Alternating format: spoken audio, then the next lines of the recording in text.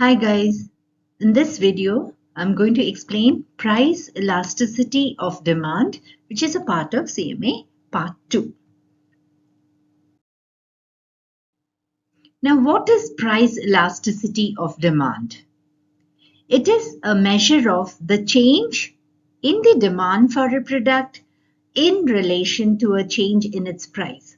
That is, if the price of a product changes, how does it impact the quantity demanded for that product? So this is a measure of that, price elasticity of demand. Now, there are different methods to calculate the price of elasticity of demand. One is the simple percentage method, and the other one is the arc method or the midpoint method. This is the one which is more appropriate. Now, let's just find out how to calculate price elasticity of demand using the percentage method. The formula is price elasticity of demand is equal to percentage change in the quantity demanded divided by percentage change in the price.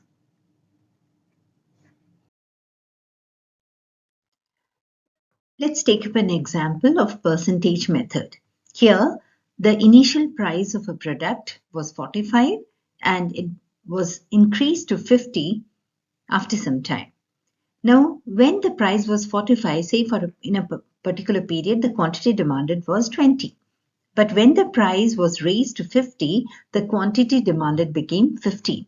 Here we have to find out the change in the price, which is equal to P1 minus P2, which is 45 minus 50, that's $5. Please remember, whenever we are calculating price elasticity of demand, the change in the price or the quantity is put under absolute value, which means the negative sign does not matter here. It is not taken into account, the negative sign. Now, percentage change in price is equal to P1 minus P2 divided by P1 into 100. So that gives us 11.11% because P1 minus P2 is 5 divided by the original price, which is 45. Now, change in quantity, similarly, it is put in absolute values. Here, Q1 minus Q2 is equal to 20 minus 15, which is 5. Here, percentage change in quantity is equal to Q1 minus Q2 divided by Q1. That is 5 divided by the initial quantity demanded when the price was 45, 20 into 100. It gives you 25%.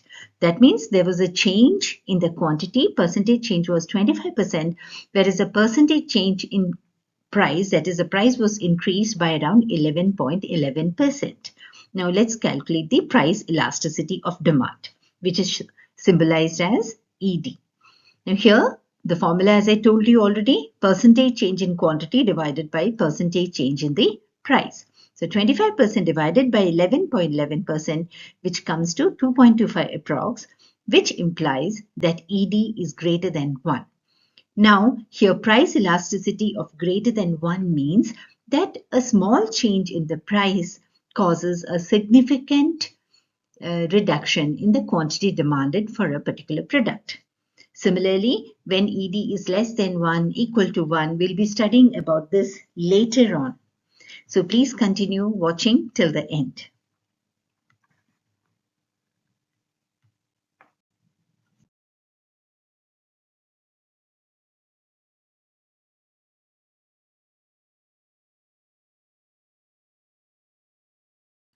Now let's do the arc method or the midpoint method.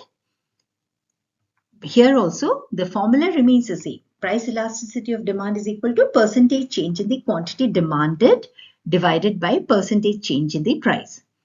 So this is a symbol of change. Now Q1 minus, under the arc method, we use a different formula.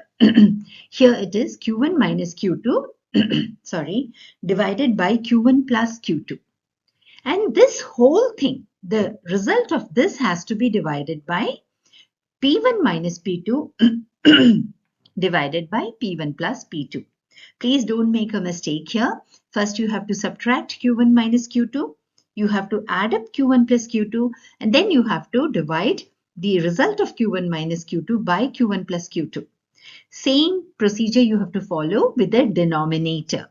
Only after that you should divide the numerator with the denominator. I'm sure all of you know that numerator means the number above and denominator means the number below in a fraction.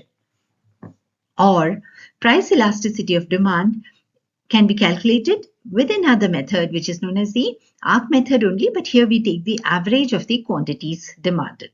Say change in the quantity demanded divided by average of quantities, change in the price divided by average of prices.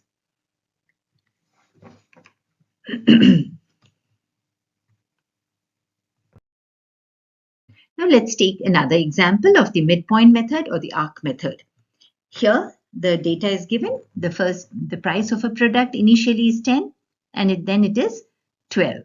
Similarly, the quantity demanded when the price was 10 is 10,000. Later on, when the price was raised to 12, the quantity demanded reduced to 8,000. Now, percentage change in the quantity demanded is equal to change in the quantity demanded divided by average quantity demanded. So, it is 10,000 minus 8,000 divided by average quantity demanded means 10,000 plus 8,000 divided by 2. So, first you have to add up and divide by 2 to get the average of the quantity demanded. Then that you multiply with 100 to get the percentage. So, here it will be 2,000 divided by 9,000 into 100, which is equal to 22.22%. That means the quantity demanded changed by 22.22%. Let's see the percentage change, the price. Same formula, change in prices divided by average prices into 100. So here it is 10 minus 12 divided by 10 plus 12 and the whole thing divided by 2. So 22 divided by 2 will give you 11.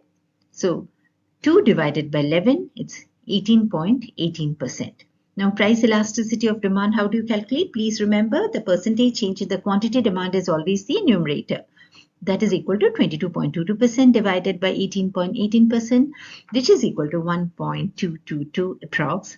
And this implies that ED or the price elasticity of demand is greater than 1. As I told you before, this means that there is a significant reduction in the quantity demand with a slight change in the price of the product. And here, please take care of this note that when we interpret the elasticity of demand, minus sign is usually ignored. Now let's do the midpoint method or the ARC method using the second formula. So here the price of the product is P1 is 10 and P2 is 12. The quantity demanded when the price was 10 is 10,000 and when it rose to 12 is 8,000. Percentage change in quantity demanded. Please note that in this method we are not finding out the average. It's just Q1 minus Q2 divided by Q1 plus Q2 into 100. So 8,000 minus 10,000 is 2,000 divided by 18,000 into 100, which is 11.11%. Percentage change in prices is equal to P1 minus P2 divided by P1 plus P2 into 100. 2 divided by 22, which is 9.09%. So here the elasticity of demand is equal to 11.11 divided by 9.09%, which is equal to 1.222. Here again we have the elasticity of demand greater than 1. Now, this is how we calculate the price elasticity of demand, and this is very important to know what it means when price elasticity of demand is greater than 1, equal to 1 or less than 1. Also, please don't forget to like, share and subscribe my channel, please. Thank you. Okay. Now, let's see what it means when the price elasticity of demand or the demand elasticity coefficient is greater than 1. That means that demand is in a relatively elastic range. Elastic range means with a small change in price, there is a significant reduction in the quantity demanded. For example, let us take the case of coffee and tea, which are substitutes for each other. Now, in case the price of coffee goes up, people won't mind switching on to tea because both are equally liked by them. When the demand elasticity coefficient is equal to 1, it means the unit elasticity elastic demand is there. And unit elastic demand is referred to as a demand in which any change in the price of a good leads to an equally proportional change in quantity demanded. Say, if the price increases by a certain percentage, even the quantity demanded for that particular good increases by the same percentage. Or if, say, for example, let's take the price of bananas. If the price of bananas goes down, the quantity demanded for that also increases around the same percentage. That is what is unit elastic demand. And this happens whenever price elasticity of demand is equal to 1. When price elasticity of demand it is less than 1, it means demand is in a relatively inelastic range. Inelastic means even a large change in the price results in an insignificant change in the quantity demanded. Now, mostly this elasticity of demand is less than 1 for products like, diabetic injections or diabetic medicines or critical illness medicines. How much ever the price goes up, the demand for those products will not be affected.